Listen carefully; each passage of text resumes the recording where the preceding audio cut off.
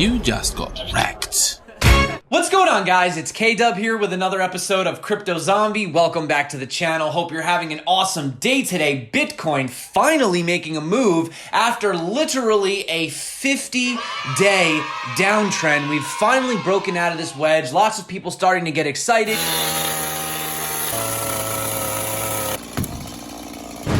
Well, should we be getting excited just yet? We're going to talk about some key levels that Bitcoin actually has to get to for us to really become bullish. However, in yesterday's video, I did say that we were at a very critical percentage on the Bitcoin dominance chart, and I did say that if Bitcoin does have a bounce off of this, it could probably hinder the altcoin rally. Now, if we actually have a look at the heat map right here, you do notice that some of the top cryptos are doing well, but a lot of these guys, like for example, Synthetics, Chainlink, Algorand, right, that we've been seeing these gains, they're actually having the darkest red today. And you do know that these altcoin Bitcoin cycles happen back and forth. And when you do see the Bitcoin dominance starting to get to these lower levels, sometimes that does mean it might be time to hop back into Bitcoin. So I am going to talk about that today. Also, we need to talk about Donald Trump potentially pumping the price of Bitcoin. Now, this is a theory that's sort of circulating around right now. I want to talk about what exactly that means. We also have some big news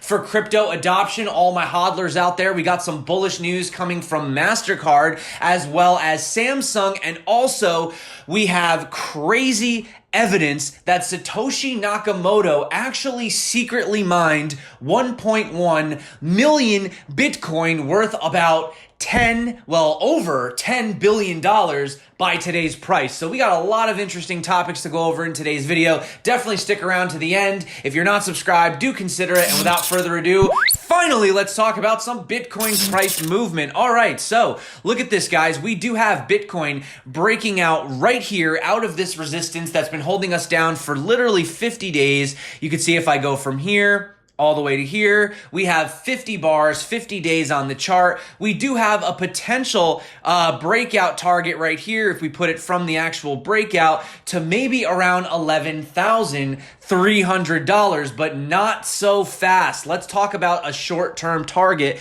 that we do need to get above. Now, to get above where we previously had the top of this pump is around the $9,900 level. But even if we break 10K, if I actually zoom out here, you could see the ultimate level that Bitcoin has constantly topped out at is basically around $10,500. You could see we had the wick right here when we had the China pump, the next pump right here after we had this sort of double bottom, and then after our recovery from our major crash, once again, we peaked out at around the $10,500 level. Now, in yesterday's video, if you watched, I spoke about a potential fake out to the upside, okay? Now, if we are unable to keep this momentum to the upside, we do risk potentially falling back to the low end of the channel, which is actually at around $8,500. And if we, have a fake out and we don't make this top, we come down, we may end up having this sort of previous heartline resistance become our support, and that could take Bitcoin even to the low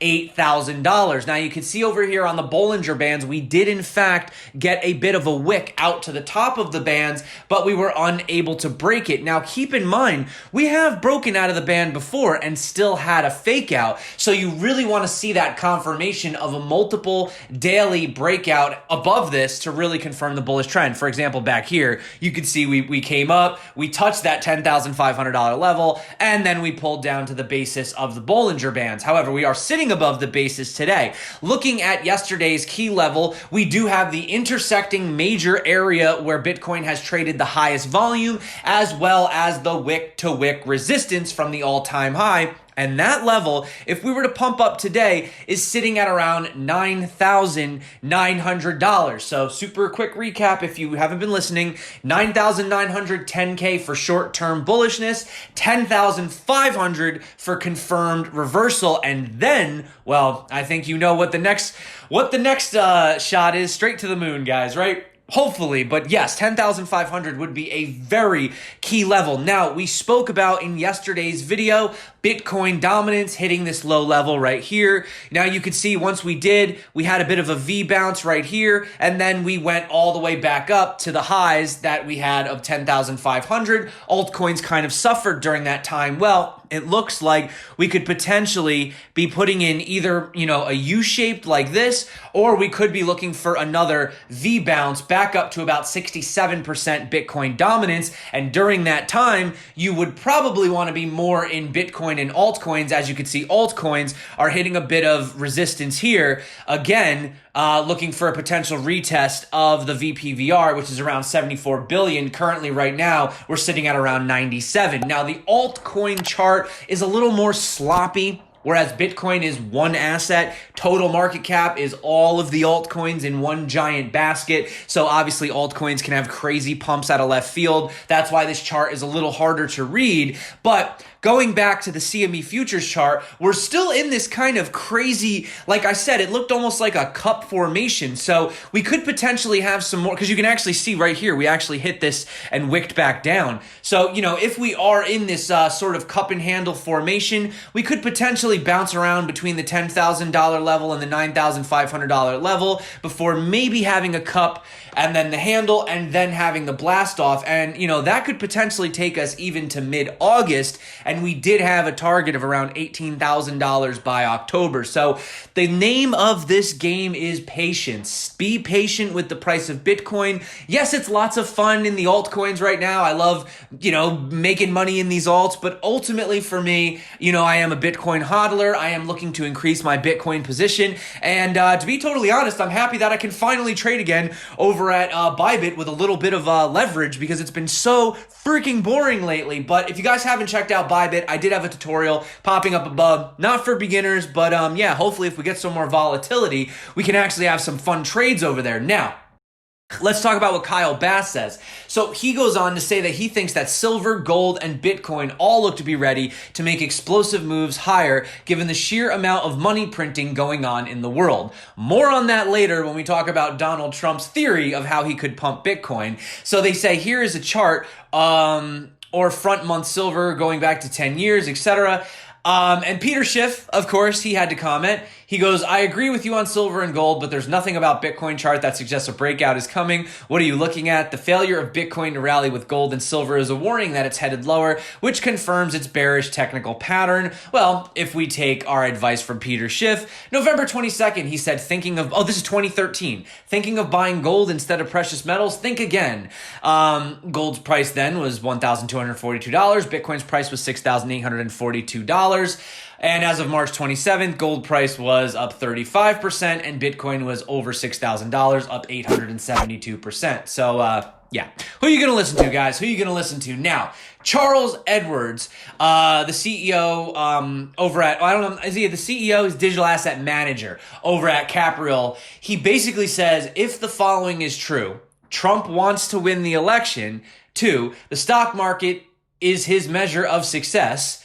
3, he believes he can influence market price through policy and UBI. 4, money supply will continue to grow. How can you be bearish on Bitcoin? So, in theory, could the success of the stock markets actually also affect Bitcoin? And if Trump wants the stocks to be successful, then would that mean that he would inadvertently pump the price of Bitcoin? Well, let's be honest, Donald Trump has not exactly been the biggest fan of Bitcoin and cryptocurrencies. By his tweet he put out on July 11th, I am not a fan of Bitcoin and other cryptocurrencies, which are not money, and whose value is highly volatile and based on thin air. Unregulated crypto assets can facilitate unlawful behavior, including drug trade and other illegal activity. He also went on to say he wasn't a fan of Libra, which then we found out that he was actually having secret meetings with Mark Zuckerberg, potentially about Libra. So things can definitely get a little bit interesting here when you go down the rabbit hole, but let's talk about Bitcoin's correlation with the stock market. So the 1 month Bitcoin S&P 500 realized correlation actually was at an all-time high of about 66.2% on June 30th. Now, according to data from Skew, this would show that Bitcoin unfortunately has had a little bit of correlation with traditional stocks. However, they do say, quote, while Bitcoin and the S&P correlation is always a very good indicator of market movement, it never really maintains a consistent position.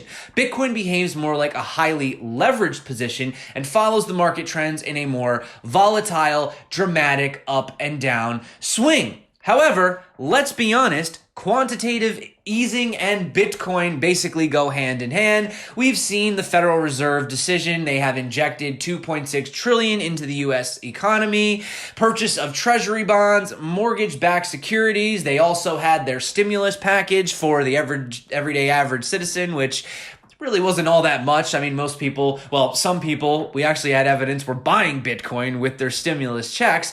And obviously around the fears of the virus, which shall not be named, Bitcoin did in fact have one of the largest crashes it ever saw, 16%. However, on the rising demand for cash amid the lockdown and then the stimulus distribution, we saw Bitcoin essentially having virtually a full recovery back to its levels.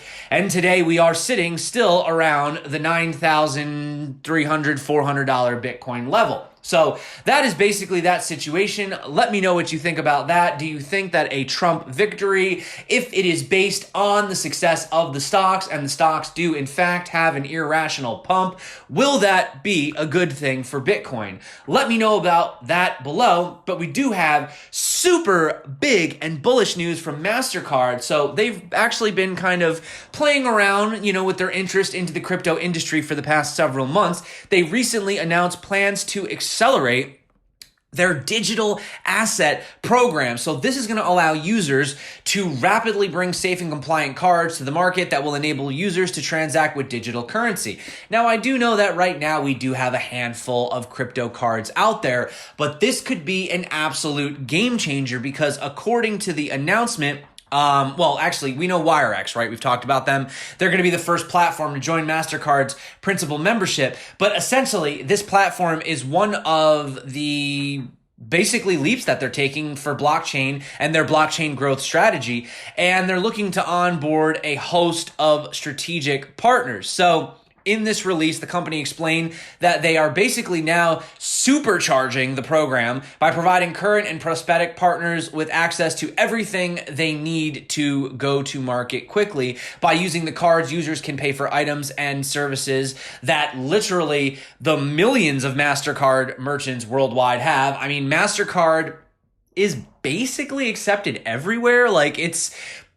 If you can find a place that doesn't accept MasterCard, that's pretty crazy. Usually MasterCard and Visa go hand in hand, right? In fact, all the cards I've ever been issued from any of my banks have all been MasterCards. Oh, and they're also looking to offer a rewards program that could give their customers up to 1.5% cash back. So how's that for some potential mainstream adoption? Speaking of other big news, we have Samsung adding support for blockchain-based virtual world Decentraland. Now, this has always kind of reminded me of that movie Ready Player One, also people talk about Second Life. So according to the announcement, they are listing Decentraland's native tokens, land and mana. So you have non-fungible land, which represents a 10 by 10 meter parcel of virtual real estate, and mana, which is used to make in-game purchases, and they are destroyed in order to buy land. So this is a 3D world in the vein of Second Life. However, what makes it so much more appealing is that Decentraland differs in the fact that it's not owned by a company or entity. It's actually essentially totally decentralized and owned by the users. Now, let's talk about Satoshi's secret Bitcoin mining. So new estimates indicate that Satoshi Nakamoto may have mined around 1,125,150 Bitcoin, worth about $10.9 billion by today's standards, maybe even more if Bitcoin's price keeps pumping. So basically, they utilize Sergio Lerner's Satoshi pattern theory, which exploits three privacy-related flaws of the version 0.1 of an early Bitcoin protocol that basically you could see was mined by Bitcoin. So according to this theory, they argue that a single miner mined about 22,000 of the early Bitcoin blocks. They also say Satoshi was likely mining during that time, and that there's evidence that the Satoshi pattern does link to Satoshi. So there are two reasons why Satoshi would want to maintain this average. First, he saw 51% attacks as the biggest threat, still probably the biggest threat